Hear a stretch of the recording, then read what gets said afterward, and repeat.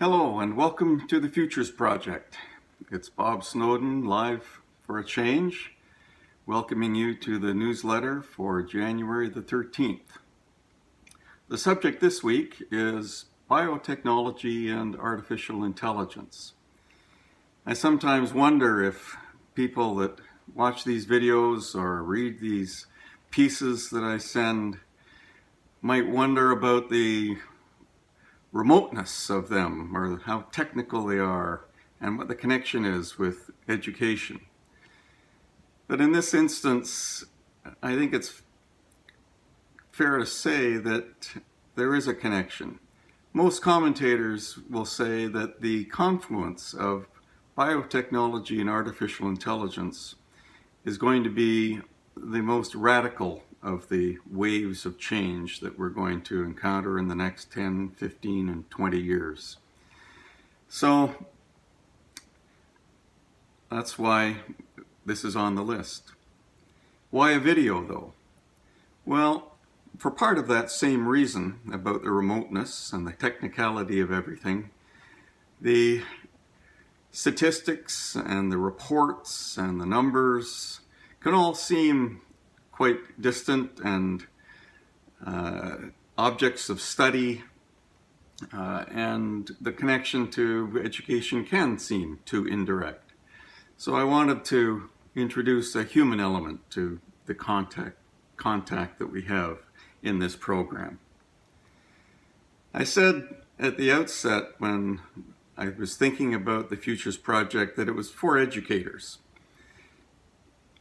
A participant in the project set me thinking in another direction though recently. She said, yes, I'm interested in the impact that these changes will have on schools. But more than that, I'm interested in how they'll impact my own children. They are just starting to go through school, and we really don't know what the world will be like, and they're going into a system also that doesn't know what the world is going to be like. So what will be the impact on these young people starting out on their path? Hence, the human being in front of you. What's pertinent this week about this YouTube video is that it is quite a comprehensive look at the enhancements and the augmentations to human performance, to use the language that is usually used in these technological discussions. I'm talking about things like gene editing that will prevent the transference of disease. I'm talking about things like the prolonging of human life far beyond anything we imagined 10 or 15, 20 years ago. And I'm talking about the integration of inorganic technology with our organic human existence that will change us, and so on. I also chose this video because it's by far the best discussion of the subject of biotech and how it will intersect with our human existence. I'm endlessly curious about all of these topics: artificial intelligence and technology and the inequality of incomes in the world, climate change, and so on. But I have to say that I encounter a lot of junk. And one of the benefits of curating these articles and these videos is that you get what I think is the best. The speakers in this instance have nothing to sell, nothing to promote. They're for articulate and highly reputable researchers, leaders, lawyers, scholars. And I haven't really heard a better discussion, not just of the technologies, but also of the ethical issues associated with them. These ethical issues will be human forks in the road for us, and they will challenge our intellectual and our ethical capabilities. The four panelists are as follows, and I'm just going to read this to make sure I get it correct. First of all, there's George Church, who is a professor at Harvard and MIT. He is a founding member of the Wyss Institute for Biologically Inspired Engineering at Harvard.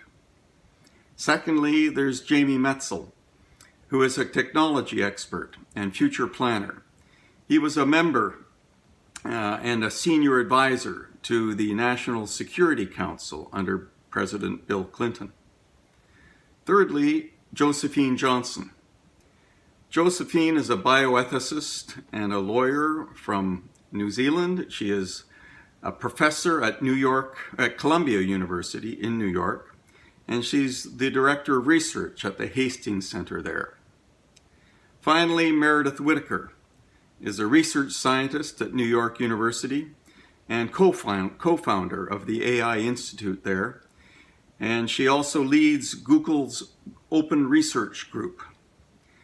These people all speak clearly, and they speak with authority about their topics, and in response to questions, they push ethical discussions, they don't shy away from issues, and they have facts and examples at their fingertips. It's really quite compelling. So I hope that you will watch as much of this video as you can. I hope, in fact, that it'll become a book you can't put down, so to speak. As educators, we all know students who have had their learning enhanced by technology. Perhaps some of us even wear glasses. But we do know students who have, say, an enhanced hearing aid with a little technological box attached somewhere on their body that even enhances the little earbud in their ear. We also know students who are on medication to help them focus. We know students who have a keyboard to help them put in order the world that dysgraphia disorders for them. Will these seem like trivial technologies when the new ones come at us in 5, 10, 15 years, or even tomorrow? We'll find out. For sure, the world is changing more in the future than it's changing now in front of us. I hope you enjoy this video. I hope you find it thought-provoking. We'll see you next time.